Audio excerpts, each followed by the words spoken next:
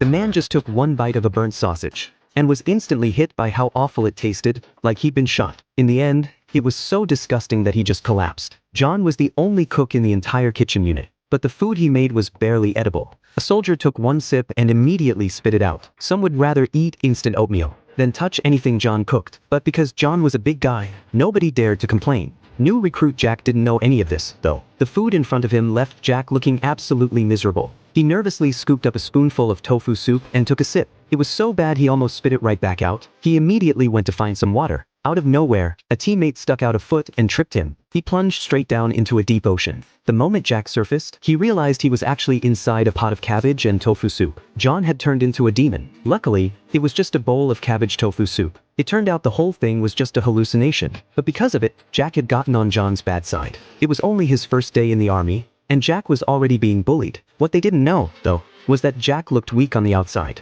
but actually had a special power. He had accidentally unlocked a Master Chef system, and with it he was about to make a full comeback. One day, the squadron leader came into the kitchen and asked John to make him a bowl of instant noodles with an egg. Just as John was about to crack an egg into the noodles, Jack immediately stopped him. The egg in John's hand had gone bad. Jack used his chef's eye for the first time, and could tell at a glance that every single egg was rotten. But Jack didn't believe him at all, so he randomly picked one egg. When he cracked it open, sure enough, it was bad. Seeing that, Jack quickly opened the fridge and used his chef's eye again. He found the one good egg inside and made a delicious bowl of noodles. This got Jack even more interested in the chef system.